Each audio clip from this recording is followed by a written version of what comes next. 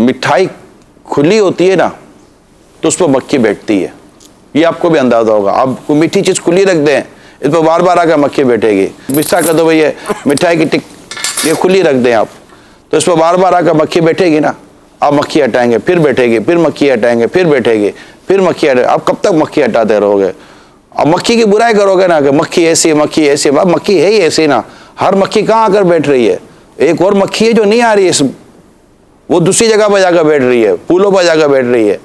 مگر یہ مکھی ہے جس کی وجہ سے آپ کو لگتا ہے کہ گندگی کر رہی ہے.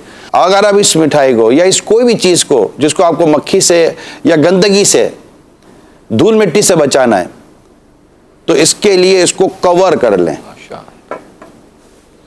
یہ بچ گیا. اب آپ فری ہو کر بیٹھے، اللہ کا شکر ہے، کوئی جائے کدھر سے جائے گی. تو عورت کے لیے یہ پردہ ہے. عورت تحفظ میں آ گئے انشاءاللہ. اب اس کے اوپر کوئی میلی نظر میرے رب نے چاہ تو نہیں پڑے گی. تو دعوت اسلامی نے الحمدللہ پردہ دیا، پردے کا ذہن دیتی ہے. پردہ تو اسلام و دین کے حکم میں آ چکا ہے، مگر ظاہر جب جیسے پتہ ہے کہ موت آنی ہے، پھر بھی موت کا بیان اثر کرتا ہے نا. صحیح. پتہ ہے کہ نماز فرض ہے، پھر بھی نماز کا بیان اثر کرتا ہے نا.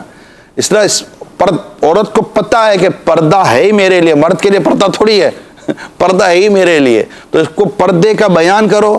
اور باپ پردہ اسلامی بہن جب وہ دیکھتی ہے نا کہ یہ بھی پردے میں برقعے کے اندر ہے، اپنے آپ کو کور کر کے چلتی ہے، یہ موٹیویٹ ہو جاتی ہے کہ یہ بھی جیسی سوسائٹی کے اندر ہے. یہ جو دعوت اسلامی کے مدنی ماحول میں پردہ فخر محسوس کیا جاتا ہے کہ یار ہمیں با پردہ کیا گیا ہے.